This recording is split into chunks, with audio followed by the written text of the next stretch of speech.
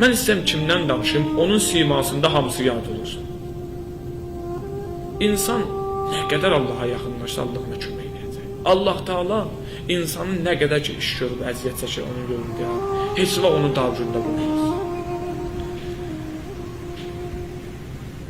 Bizim cəza çəkdiyimiz müəssisəsi və cəzaçəkmə müəssisəsi 16 saylı həmin şəxs oradaydı. İndi burada olanlardan da var, əzizlərimizdən 16 saylı cəzaçəkmə müəssisəsində həbs müddətində bir yerdə olmuşuq. O ağsaqqalımız, o nurani kişi, Hacı Məsim kişi, Bülbülə məscidinin axundu, böyüyü, ağsaqqalı, bir sözlə Azərbaycanda olan inancıların ağsaqqalı. Çox nurani bir kişidir.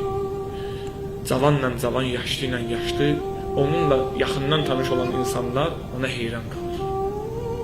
Biz hələ 16 saylı cəzaçəkmə müəssisəsinə getməmişdik, Kürdəxandaydıq. Onun haqqında işləyirdik, amma bir narahatlığımız var idi. İndi təsəvvürün cavan adam tamam başqadır, cavan ölçüsü var, həbsdə də. Axı yaşlı kişinin bu günlərin görün nə qədər zalim həddini aşıb. O nurani kişini bu gün o nəvələrinin yanında olmalıdır. Bu gün o balalarının yanında olmalıdır, bayram keçirməlidir. Axı onun günahı nədir? Axı sizin yerinizdir ora. Axı o cinayətkar deyil. Onu hicaba görə, dinə görə bir zindana salırlar.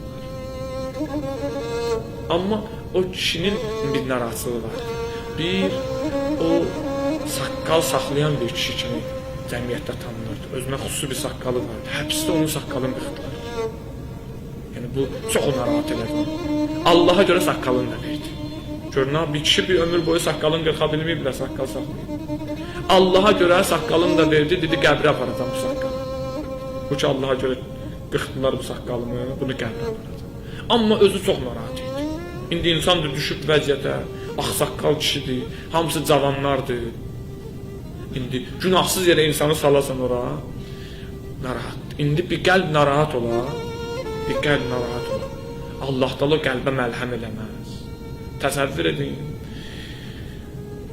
həbsdə olan müddətdir, ağsaqqal Hacı Məsim kişi həbsdədir, çox narahatdır. Bunun qızları getdilər Kərbalaya ziyarətə, İmam Hüseyin ağa ziyarətə, canınız fəda olsun bu həsrətə. İndi Allah Taala hansı vasitə istifadə? Bu kişinin qəlbini almalıdırlar. Bu kişi kimə görə düşübsə? Allaha görə düşübdür, Allahın dininə görə düşübdür. Qızlarından biri danışır, deyir, getdi İmam Hüseyni ziyarət elədi. İmam Hüseyni salam verdi. Sonra deyir, ziyarətdən sonra yuxuya daldım. Deyir, yuxuda gördüm, bir neçə qadın, niqablı qadınlar, sadralı qadınlar gəldilər. Mənə dedilər ki, İmam Hüseyin əleyhissalam Atova salam göndərir. Atova salam göndərir İmam Hüseyin. O salam ona məlhəm oldu. Bir şey İmam Hüseyin adama salam göndərə, xoşun izanı alır. Bu nəyin nəticəsidir? Bu həmin paçlığın, insanın cəmiyyətdə biganə qalmamağı, insanın zülmün qarşısında dayanmağı, elə bilirlər bir gün cəmiyyətdə yalnız o müqavimətdən, mübarizdən söhbət eləyənlər əslən əxlaqi xüsusiyyətlərə diqqət etirmirlər. Əksinə, bizim imamımız İmam Əli əleyhissalam bizə bunu öyrədib ki, döyüş meydanında şir olmalısan, aslan olmalısan, müqavimətçi olmalısan, dayanmalısan, mənəviyyətdə də böyük ruha sahib olmalısan.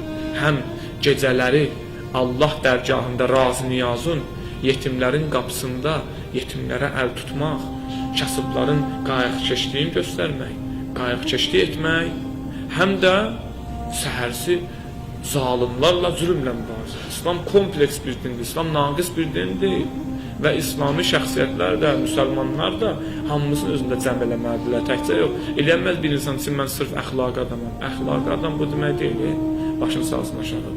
Əxlaq bu deməkdir. O acizin, qüdrəti olmayan insanlar ki, sənə zülm eləyir, nəsə keçəsən olunsun. Onlar ki, zalimdir, qüdrət sahibləri, cəmiyyətdə fitnə fəzə, onun qarşısına dayanəsən. İnşallah, o əxlaq kitabında mövzumuz gələcək, çatacaq ədalətə. Onda əxlaq sahibinin kim olduğu bəyan olunacaq. Əxlaqi xüsusiyyətlərdə şücaət nədir, ədalət nədir?